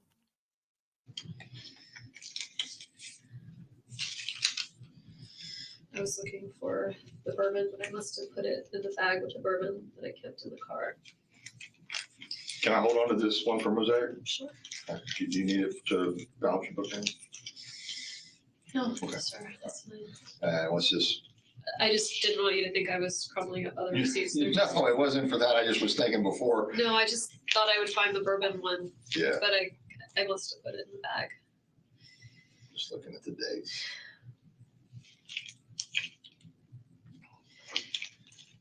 eat a lot. I lost the key to. Isn't this the posture you get at the check at the airport? Not to call up Donna again, but isn't that the posture you get when people are going through your stuff? At least it is for me. This is Wendy's stiff kind of posture, like you're kind of invading my territory, but I know everything's okay, but it's kind of like awkward and uncomfortable. In my house, so I went to buy many spare keys to give to friends around town so I don't get locked out of my house again. Okay. So that's what that is. It's my many spare keys that are now around Tallahassee, which now makes me nervous. Okay. I know the receipt that I might be interested in is the gas receipt. Yeah. Oh, I asked for no receipt, Okay. So I can give you my That's okay. charge card information, but If I need it later on. I didn't get a receipt. That's all right. Okay. But you bought the bourbon over there sometime afternoon, and then Part of Wendy's examination with Georgia Kappelman that I love, she's like, what else did you do, Wendy? And she's like, get gas, maybe? No, drive by the crime scene. That's what I'm talking about, Miss Adelson. So did she ever get gas? Does anyone know? Did she, or is this just sort of like one of these things that we'll never know because we have an unreliable narrator? Was any receipt produced? Does anyone know? went to. Okay. All right. It should be, the bourbon's in the car, so Okay. it should be in there. Okay. I'll get started on this, and we'll hold on to this. Are you bringing the car here? Yes, I think it's already here. How did they bring it here without Tow truck. keys? Tow truck. Yeah. Okay. We're trying to be as efficient as possible. All right, so we're working on the Yep, Joanna's trying to make contact now with some friends. okay. I would love if they were just like, look, Wendy, it's magic. So we got a magician down here and we put a big like magical sheet over your minivan and it ended up here. And I bet she'd be like, really? She's so quick to ingratiate herself, so eager to ingratiate herself with this crowd. Oh, you towed it? And so this is sort of the same thing, like things that they can't control, tow trucks. It's not part of the plan. She didn't envision this when they planned this out, that her car would be brought over. It's no skin off her back. There's nothing in there to implicate her besides her own behavior, her own weird trip that day. And then they'll come here, hopefully. Hopefully, as long as she can. Do you think I need to, I had like a whole weekend of plans ahead with the kids and stuff. Like, should I start contacting people and let them know that like. No, Wendy, just act as normal. Everything is normal. There's no need. What, you're not going out? You're not going out now in Tallahassee? You're not going to say this stock the bar party tonight? I mean, that would be a waste of bourbon. What does she think they're going to say? So she's soliciting their permission and trying to make it look like it was their suggestion that she leave and spend time with her family. Like, I can't. Just. What's a good idea? I just, like, I can't show up for, like, play dates right now, so. Sure, yeah. I don't know. Because they're not answering that for her, they're like, we can't tell you what to do. We don't know what kind of state you are. You've announced to us that you are in shock, you're in crisis, and that you're going crazy in this white room. But we don't know what your mental state is or what you want to do or what you would find comforting. So now she's going to just sort of say, well, I can't do it because I'm having all these feelings that I'm going to tell you about. Wild. Like, do you want me not to tell people what's going on? Is this like, Well, I got that call from Lisa Carey, so like, how did she find out? well, she said she saw something in Everett or heard She something. said she heard there was a shooting on Trescott. I thought because she's a real estate agent, maybe she was rolling around and she saw Trescott, but how did... So is she worried that her realtor saw her there? And isn't it interesting that the realtor immediately called her and thought that there's something wrong, but Wendi, who lived in that house, whose children live in that house, whose ex-husband lives in that house, had no concern whatsoever, and according to her, just thought it was like maybe a tree down or something from a storm. Isn't that a little odd? I'd love to see how a jury would take all these little things. And I think Donna's phone is going to be a treasure trove of information because hear me out. Donna's world has increasingly narrowed. So my understanding is that many friends have abandoned her. She's also just from the sheer paranoia. When am I going to get arrested? Am I being set up? Who's talking to me? Who's listening to me? So her phone is going to be a bigger and bigger part of her world as she has less contact with the outside world. And I think it's going to give her a false sense of safety on that phone. So I think there's going to be a lot of interesting stuff on that phone. Now, will Wendi have the self-control to have not said anything? That's going to be the interesting thing. What is the communication between Wendi and Donna on that phone? What is there on that phone? But I think we're going to see a few pieces of evidence against Donna pulled from that phone. Don't know about Wendi. Like, is it on the news? Like, Well, I can tell you that there was news media out there with cameras, but I don't know if anything has been reported as to the specific address. Okay. I don't know what our public information office has released. I'm asking for you, like, okay. I don't want to like make this. She wants to know what she can tell people or what she can't right now. Which, in terms of making things better or worse for you.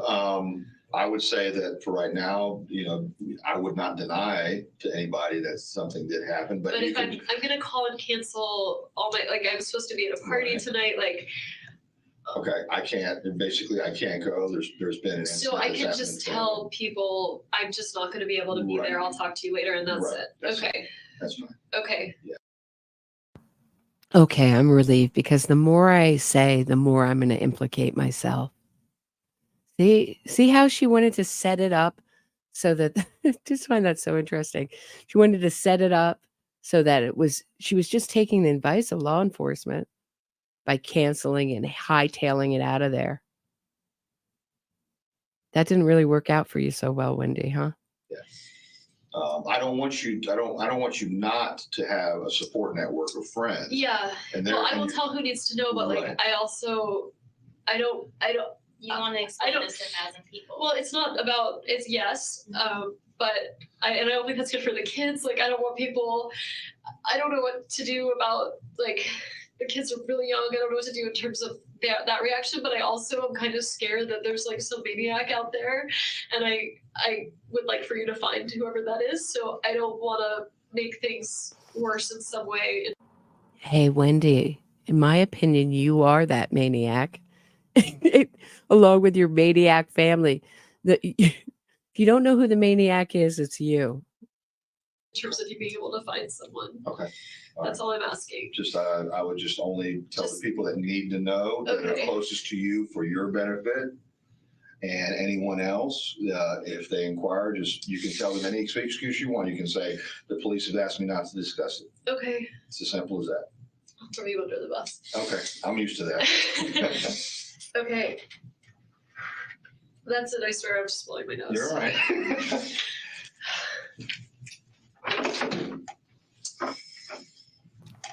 Sarah. Not self-conscious at all, right? I'm just blowing my nose. She's half in her head and half viewing herself the way they perceive her. And if anything she thinks is doesn't present her in the best light, she's going to be self-effacing and sarcastic about it. Your job is very hard. It is. You have a very nice personality for it. Very calming. Thank you for saying that. That's kind of how I sell myself sometimes on doing this. It's really hard.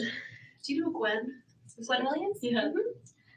To be honest with you, I think you did a presentation at a Red Cross human trafficking. Sure I did. Yeah. Because At Salvation Army? Yes. Yeah, that was me. I thought so.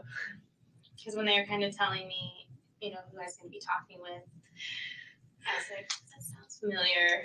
And I had the boys there that morning, and that's why I talked. And I remember you talking about your boys actually too. Well, it's good to see you again. Sorry, under these circumstances. I feel like I'm in the middle of a night. It's good to see you again. Did they have any contact? That made me think that this woman was just in the audience. What is she, celebrity now? It's good to see you. There. This isn't something that anyone plans on going through or wants to go through. We were So divorced. It wasn't good, but this is never something you would ever want to happen.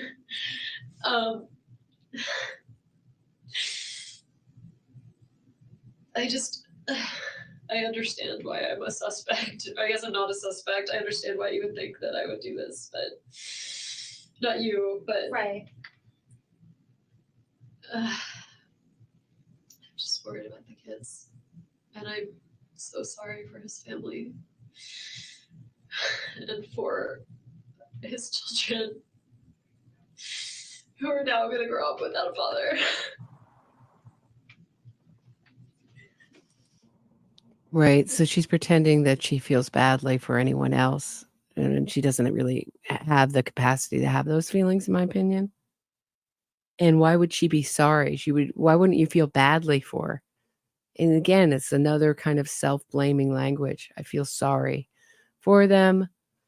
I guess you could argue that sorry, feel badly is the same thing. But, there's a really interesting thing in 911 calls when people use the word sorry, even like to say, sorry, I didn't hear you, that they're often the people responsible. I don't know if those kind of rules apply here, but it's just kind of interesting. Everything's like just a little off, like a little wrong. It's like a pretty good imitation up to us. It's like, have you ever seen like one of those like really fancy pieces of writing and you're like, wow, that's beautiful. And then you get up close and you're like, oh my gosh, that's so tacky. That's kind of like this. Like you're like, oh wow, she couldn't be involved. And then you kind of like listen and look closer and you're like, ooh, ooh, ooh. Like just something in your stomach goes like, oh, this doesn't feel right. The language is like a little off. The fact that she can breathe, she's hysterically crying, and she has enough breath to fully project her voice will tell you that it is manufactured. I have no idea who would do this, and I feel like they're out there. And now she's sort of like outed this victim advocate as a fangirl. Went to see her talk about all her important work. And they know the same people and they have the same skirt. They could be sisters, guys. You guys getting tired of this? And if they're capable of this, what's to keep them from going after the kids? If they hate Danny, then why wouldn't they hate his children? And they're doing this investigation now to kind of figure out what happened. He didn't do it to himself. There's no way he did it. He never really got depressed. He never got that sad. He was a really positive guy. It wasn't him. And just because you guys are divorced, you probably know him very well, probably better. Isn't it interesting that she says it wasn't him, like very definitively, but she never says it wasn't me. She says, I would never do this, which is very differently than saying I didn't kill, right, Dan, or I didn't arrange to have him killed, or I'm not a part of this, in a very specific kind of pointed language. So when it comes to Dan taking his own life, she's very certain.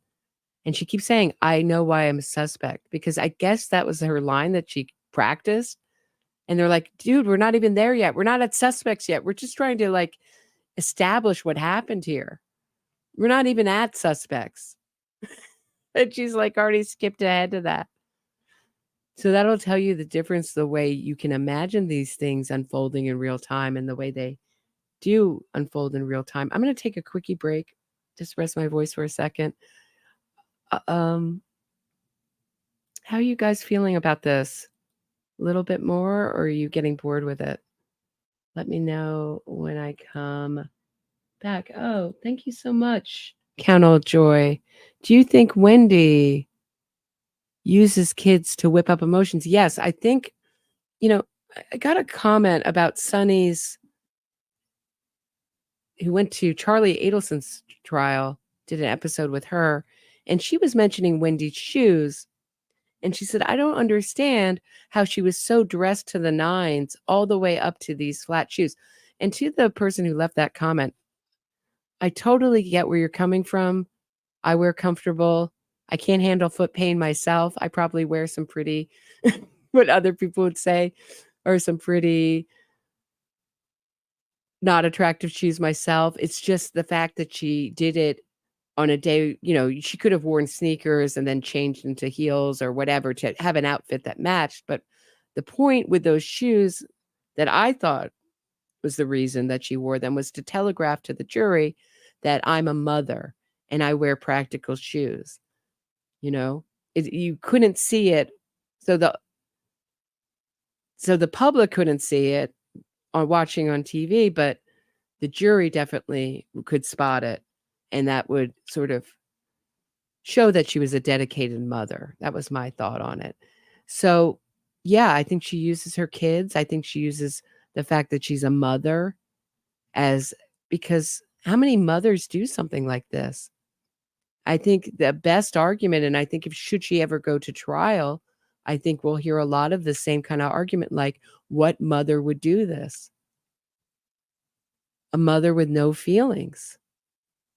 That's who would. A mother with a personality disorder, a mother who's been raised in a family obsessed with vengeance and winning and getting their way. So, yes, I think Count It All Joy, very perceptive. I think she uses it as a way to manipulate people. Like she uses all the rest of her props. So I'm going to take a really quickie break. I'll meet you on the other side of the break. If you are enjoying this episode of my True Crime Report, please hit the thumbs up, subscribe to the channel, and share this episode. Get access to exclusive podcasts and other bonus content by becoming a patron today. If you have a question or comment for me, shoot me a super chat and I'll do my best to answer it and read it on air. Thanks so much. Now back to the show.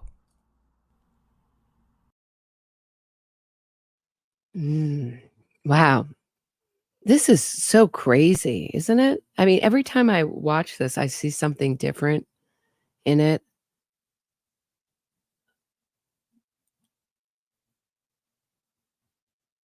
But I always find it very telling and very revealing, and you can see all the different sides of herself and different things she uses to, I don't know, what is it? Like make a case for herself. Show people this kind of phony persona. Better than anyone else does. Except for the last 2 years. Like, I don't know specifics of like. Well, right, his personal life, but you still know his personality. I do. And, personalities usually don't change very often, so. Yeah. I'm gonna have a hard time not being sad in front of the boys. I need to tell them today, don't I? I think you do. Have you done this before? Doesn't have matter I told, if you've done this before. Have I told children? I have not as young as your boys. What do I tell them? You know where your boys are at. You know kind of what you've talked to your boys, and I know they're so young, some parents have conversations about life and death and things like that, and some haven't at that age. We had our first conversation about God yesterday, ever. And Ben is living into his car seat, and Ben out of nowhere says, "Mommy, I bet Amma knows a lot more about God than you do." And I said, "Well," I said, "different people have different beliefs about God." And so we get to the car, and Ben was like, "Is God a man or a woman?" I said, "Well, some people believe that he or she is an old white man with a long white beard." And Lincoln, who's 3.5, said, "God is dead." And it's Ben's your oldest son, and then who's your 3.5-year-old? Lincoln. Lincoln. And I said, Lincoln, like, I was like, it's like Nietzsche in the back seat. Like, I was like, Lincoln, who's still in diapers, but is having a sophisticated conversation about God.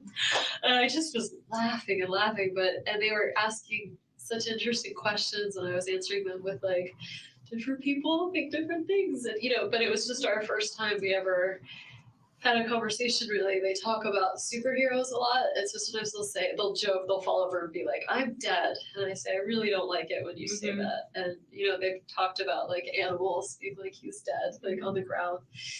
And I'm having the weirdest emotions watching this. So I'm getting sucked in to these stories, and then I'm getting sort of pulled out of them thinking, are these all made up? Am I being manipulated? I know these kids are smart, but did this really happen? Was Wendi trying to prepare her kids? Is she cutting in some truth with some fiction? And that's sort of what it sounds like. Some fanciful fiction thrown in here. even quasi understand Lincoln's named after my grandmother, and whose initials are LJ, so his initials are LJ. He would say to my mom, who's still very heartbroken over the loss of her mother, he'd say to her mom, like, "Is your mommy dead?" Mm-hmm. And she'd say, "Yes, you're named after him." And he'd say something like, "Well, is she in heaven then?" So they have some fleeting concept of things like God. I know heaven. I mean, I don't know. And let me just kind of back.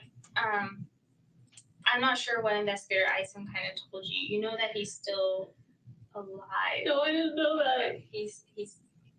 Is he possibly gonna make it? Is he possibly gonna make it? Did they do a bad job? Like, look at the panic on her face. There. Oh my God, it's so awful. It's just, I'm just laughing at her fake acting and her bizarro behavior. Ugh. And kind of disgusted with it, but it's so absurd.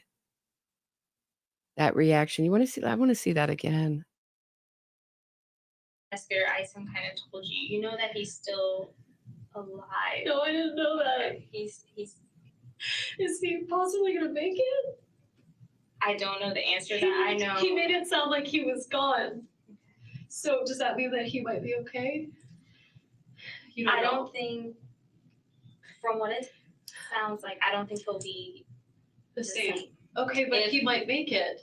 I don't want to give you that false. I'm sorry. I just thought he was gone, and now I don't know what to tell. It's.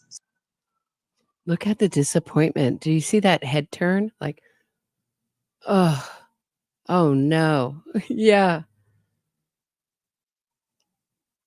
A little like the Marty Tancliffe case, where they told him that, the father did hang on for a little while, and they lied and said that they implicated him because he had blood on his shirt and was acting very odd.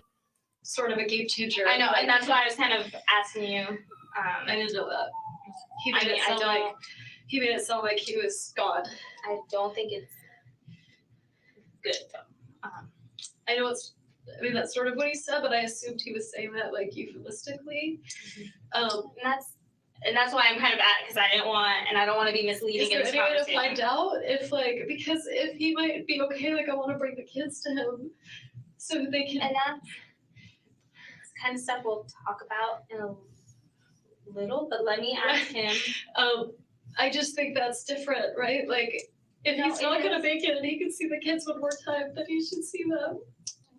So, is there, are we getting... This is dark, very dark. So in order for Wendi to sell her story, she's going to pretend that she wants to bring the kids. She rather traumatize the kids to save herself. They were absolutely stomach turning. Updates from the hospital. Chilling. They have been, they were at the hospital. Obviously, when, something like this happens, they do go to the hospital. How did this, so when it happened, did someone call the police because they heard a gunshot or something? How would they know did he call the police? How would they know to take him to the hospital? I don't know the answers to all these, and I'm not, I'm gonna when Investigator Eisen comes back in here, I'll let you kind of ask some of those questions. Okay. Okay. But I didn't want you to think, I'm sorry, I just didn't want you to think that he was. I thought he was gone. And that's what I was getting from your conversation, and I didn't want it to be. If he's still alive, I need to make different choices. I want the boys to be with him. I don't know. I mean, if he looks scary, then. Right, and that's what. Is that why? Does he look scary? Is that why? I don't know. I haven't seen him. Because I think. So Wendi is trying to get all the information that she can here so that she can continue to manipulate and sell her story.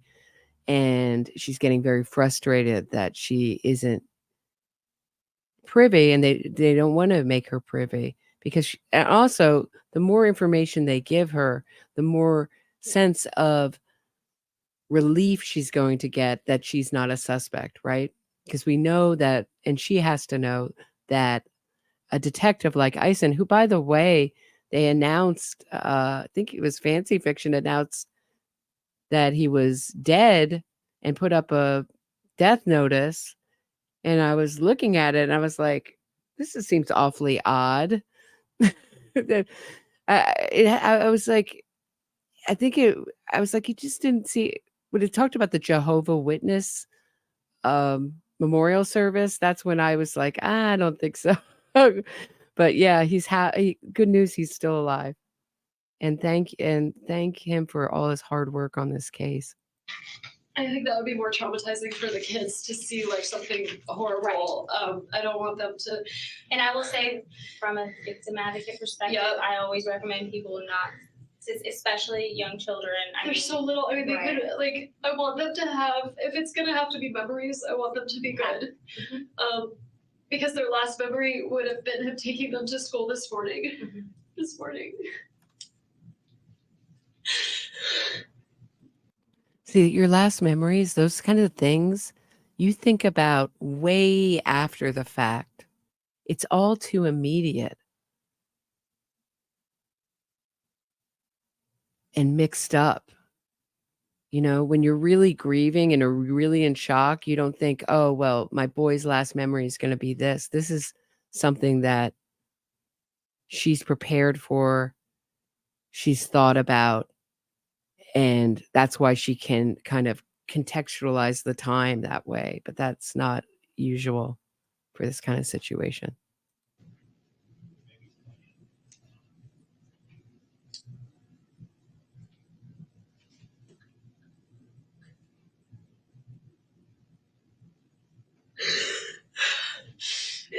Is the police officer still at school? Are the boys safe there right now?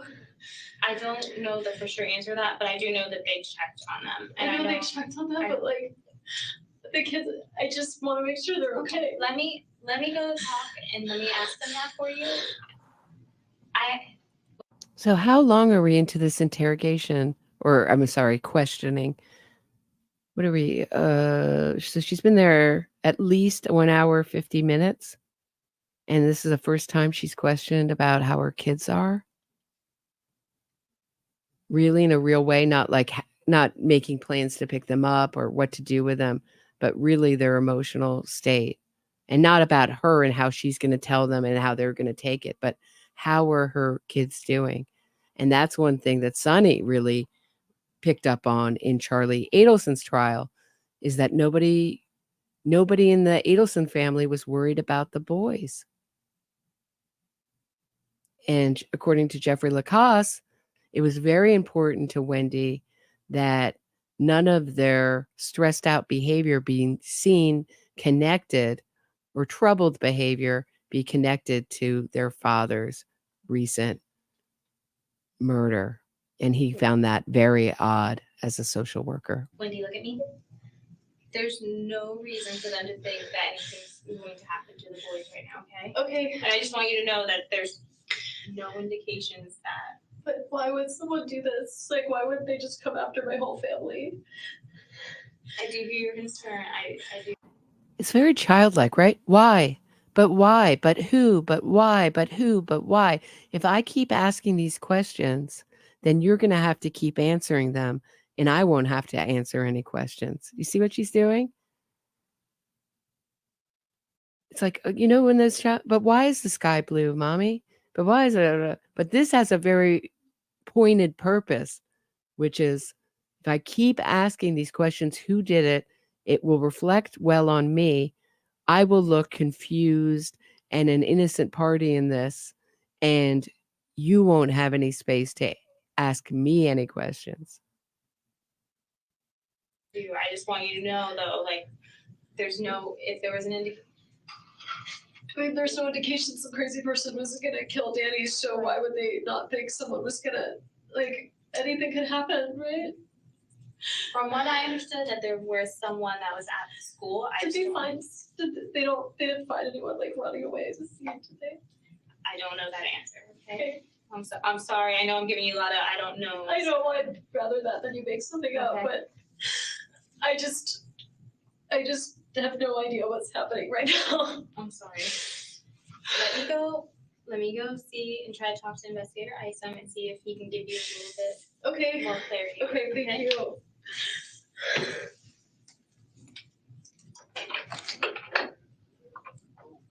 All right. I think I'm going to leave it here. We've gone a little over 2 hours. If you've enjoyed this stream, please hit the thumbs up, subscribe to the channel, and share this episode.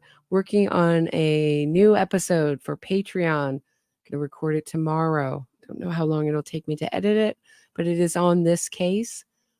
You can support my work on Patreon, buy me a coffee, and especially, please leave me a 5-star review on Apple Podcasts. Really appreciate it.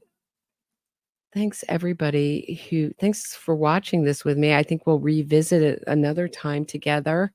But my point with showing that is to show a little bit more of how these two operate and how similarly they operate, playing the victim, using people to their own ends, using sympathy to get what they want, and always with a very keen eye on themselves, very self-aware. But luckily, she wasn't able to fool everyone. She still remains an unindicted co-conspirator in this case. And I would think that her world has really narrowed in that anytime that you look up Wendi Adelson, it is always connected to the murder for hire of her ex-husband, Dan Markel. And what a beloved, special person he was. Have a great night, everybody. I'll see you back here tomorrow at 6. Have a good one, everybody.